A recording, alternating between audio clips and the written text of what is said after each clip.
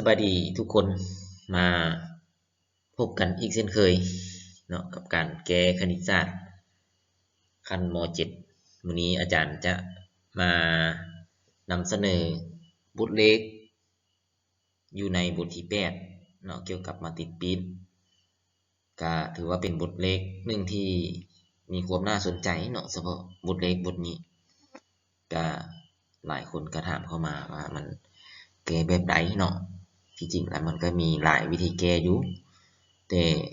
อาจารย์จะมานำเสนอวิธีหนึ่งเนาะเป็นแนวทางในการแก้บทเลขบทนี้เนาะซึ่งว่าอ่าตอนนี้เนาะก็19:01เนาะเราก็ไปเบิ่งบทเลขพร้อมๆกันเลยเนาะเพิ่นว่าให้ A เนาะหรือว่ามาติด A เนาะมันเป็นมาติด22นี่มีองค์ประกอบแม่น1 2 4 3มาติด B ก็เป็นมาติด22คือกันเนาะมีองค์ประกอบแม่น3 -1 -2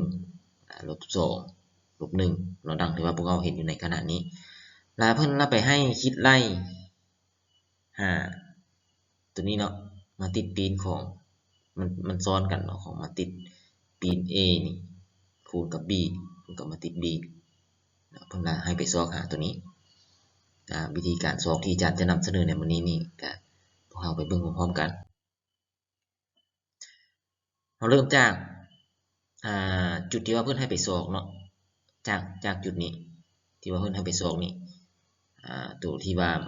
กำลังลบ1นี่นะมันก็จะเป็นทางของA กำลังลบ1กับ B กำลัง1นี่เนาะเราก็เอาลบ1นี่เข้าไปหาทางมาติดปีนของ A กับมาติด B นี่เราก็จะได้รูปแบบนี้มาเนาะก็จะเป็นมาติดปีนของ B นะก็คูณให้มาติดปีนของ A แล้วมันติดกำลังลบ1อีกตัวนี้เนาะเพราะว่าเอาลบ1ตัวนี้เข้าไปเนี่ยมันซ้อนกันตัวนี้เนาะก็หลังจากนี้จากจุดนี้นี่เราก็ได้จุดนี้เข้ามาเนาะถ้าว่ามันเป็นมาติดปีนของ A เนาะแล้วยังไปซ้อนมาติดปีนของมันอีกตัวนึงก็ถือว่าก็สามารถเป็นมาติด A เนาะเพราะมันซ้อนกันถึงเนาะได้มาเป็นมาติดปีนของ B นี่คูณให้ A เนาะสันตัวที่ว่าเราจะได้ไปซ้อนนี่ก็จะเป็นมาติดปีนของ B เนาะเพราะว่าอยู่ในบทเลขเขาจะบอกมาติด A กับมาติด B มาดิตัวที่ว่าเขายังบ่ฮู้อยู่ในขณะนี้ก็แม่นมาติดปีนของ B ฮะของมาติด B ฮะก็ไปอิงใส่เนื้อในบทเรียนเนาะอยู่ในบทที่8ฮะมาติดปีนของมาติดขนาด2เนาะก็มีอยู่ว่าถ้ามาติด B นี่องค์ประกอบ A B C D เนาะและdeterminant B ตั้ง0 determinant นี่ก็เป็นตัวกำหนดของ B แหละมันตั้ง0เนาะแล้วจะได้มาติดปีนของ B นี่ก็จะเท่ากับ1ส่วนให้determinant B แล้วคูณให้มาติดที่มีองค์ประกอบ D ลบ B ลบ C A นี่เนาะเอาไปอิงใส่ตัวนี้ซั้นเราจะต้องได้ไปซอกหาตัวกำหนด B ก่อนเนาะถ้าว่ามันตั้ง0แล้วก็จะได้มาติดปีนของ B แทนตามนี้เนาะ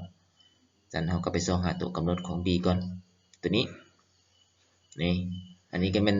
โดยอิงใส่เงื่อนไขมาติด B ที่ว่าเพิ่นให้มาฮะเนาะเราก็จะได้ determinant B นี่เท่ากับเท่านี้เราก็เอา3นี่คูณไปหาลบ1เอาแหละจะเป็นลบ3ตัวนี้ก็เอาลบ2นี่คูณไปหาลบ1มันจะเป็นบวก2เนาะแต่ว่าตามสูตรแล้วมันจะเป็นลบเนาะก็หมายความว่าเอา3คูณให้ลบ1แล้วเป็นลบกับลบ2คูณให้ลบ1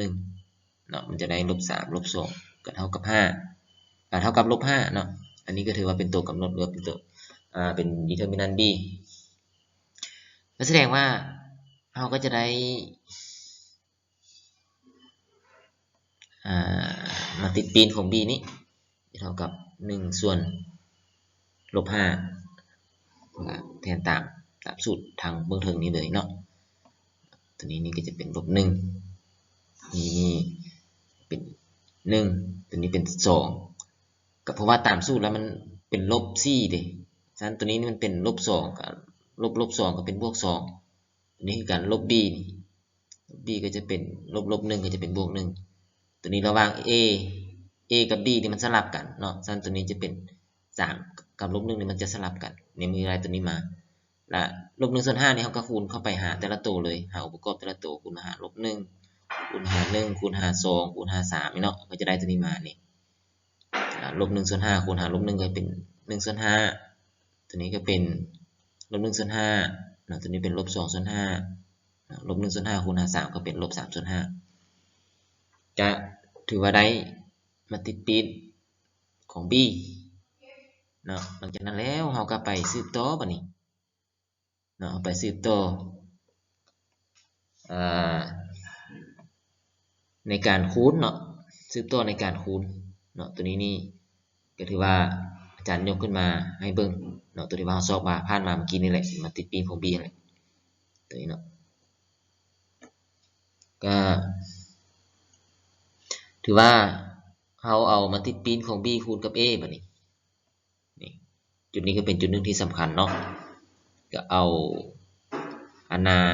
1ส่วน5เนาะทำบิดนี้เอา1ส่วน5นี่คูณมาหา1แล้วปกติแล้วสูตรของมันจะเป็นบวกให้องค์ประกอบตัวนี้คูณให้4นี่เนาะก็คือลบ1ส่วน5นี่คูณ4นี่แต่ว่าเนื่องจากว่าบวกคูณให้ลบนี่มันจะเป็นลบตัวนี้เนาะหลังจากนั้นแล้วก็เอา1ส่วน5นี่คูณมาหา2นี่ก็เป็น2ส่วน5ลบ1ส่วน5คูณมาหา3ก็เป็นลบ3ส่วน5ตัวนี้เนาะหลังจากนั้นแล้วก็เอาตัวนี้ลบ2ส่วน5นี่คูณมาหา1นี่ก็เป็นลบ2ส่วน5แล้วก็ไปบวกกับลบ3ส่วน5คูณมาหา3คูณมาหา4นี่เนาะ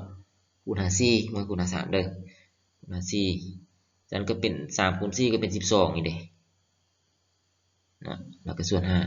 5ถึงเนาะแล้วก็เอาลบ2ส่วน5นี่คูณมาหา2นี้ก็จะเป็น2 2 4เป็นลบ4ส่วน5ตัวนี้นะแล้วก็เอาลบ3ส่วน5นี่คูณมาหา3เนาะ3คูณกับ3ก็เป็น9เป็นลบ9ส่วน5ก็ถือว่าได้ตัวนี้มาเนาะก็สิบ่มีปัญหาตัวนี้เนาะแล้วก็แต่ละตัวนี่พูดของมันเท่าคือเป็น5เนาะพูดของมันนี่เนาะแล้วก็ตัวนี้นี่ก็1ถือเครื่องหมายบวก4ถือเครื่องหมายลบก็เอาลบกันก็ยังเหลือลบ3เนาะตัวนี้นี่ก็ยังเหลืออยู่ลบ1ส่วน5นี่ตัวนี้ก็ยังเหลืออยู่ตัวนี้มันเป็นลบเบิดเนาะ12โฮมกับ2นี่ก็เป็นลบ14ส่วน5ตัวนี้เนาะแล้วก็ตัวนี้ลบ4ส่วน5กับลบ9ส่วน5ก็เอาโฮมกันแล้วแหละตัวนี้จะเป็นลบ13ส่วน5เราก็จะได้คำตอบสุดท้ายมาแบบนี้เนาะคืออาจารย์ได้เว้าไปฮะตัวนี้ก็ลบ4ออกบวก1ก็ยังเหลือลบ3ส่วน5ตัวนี้ลบ3ออกบวก2ก็ยังเหลือ1ส่วน5เนาะตัวนี้ก็เป็นลบทั้งสองก็ถือว่าเป็น14ค่าลบเนาะตัวนี้ก็ถือว่าเป็นลบ13ส่วน5ก็ถือว่าได้คำตอบตามที่ต้องการก็วันนี้การนำเสนอการแก้บนเลขของอาจารย์ในวันนี้ก็ถือว่าสิ้นสุดลงเพียงเท่านี้ก็หวังว่าจะมีประโยชน์กับพวกเราทุกคนเนาะในการค้นคว้าห้ำเรียนบ่หลายก็น้อยเนาะส่วนว่าจะมีวิธีแก้วิธีอื่นพวกเราก็ไปลองค้นคว้าลองเบิ่งแต่ว่ามื้อนี้อาจารย์จะนำเสนอวิธีนี้เนาะขอให้ทุกคนโชคดีขอขอบใจ